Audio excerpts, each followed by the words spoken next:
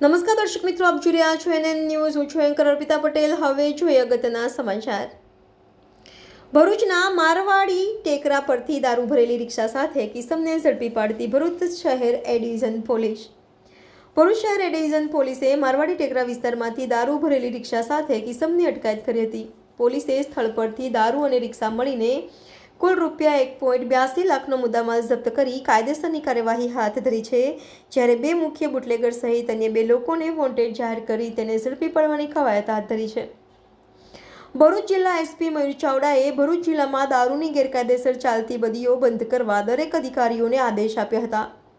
જે અનુસંધાને ભરૂચ શહેર એ ડિવિઝન પોલીસ મથકના પીઆઈ વીયુ ગદરિયાએ તેમના વિસ્તારમાં ચાલતી ગેરકાયદેસર પ્રવૃત્તિઓ બંધ કરવા સર્વેલન્સ ટીમને સૂચનાઓ આપી હતી. જેથી ભરૂચ શહેર એ ડિવિઝન પોલીસ મથકના સ્ટાફે મારવાડી ટેકરા વિસ્તારમાંથી વિદેશી દારૂ ભરેલી રિક્ષા સાથે કિસમને ઝડપી પાડ્યો હતો. પોલીસે બાતમીના આધારે મારવાડી ટેકરા વિસ્તારમાં રહેતો હનીફ ઉર્ફે અનુ દિવાનને એક ઓટો રિક્ષામાં વિદેશી દારૂનો જથ્થો મંગાવેલો છે. જેવી બાતમીના આધારે પોલીસની ટીમે તાત્કાલિક સ્થળ પર પહોંચી રિક્ષા ઝડપી પાડી હતી.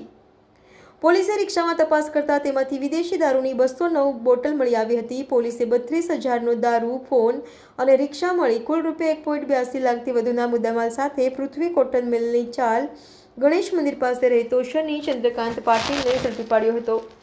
જ્યારે કુખ્યાત બુટલેગર હનીફ ઉર્ફે અનુ ઇમરાન શાહ દિવાન, જગ્ગુ બાદશાહ અને રાહુલ ભયુ નામના ઈસમને વોન્ટેડ જાહેર કરી વધુ તપાસ હાથ ધરી છે. Reporter Jaydeep Thakor, NN news, Bharuch.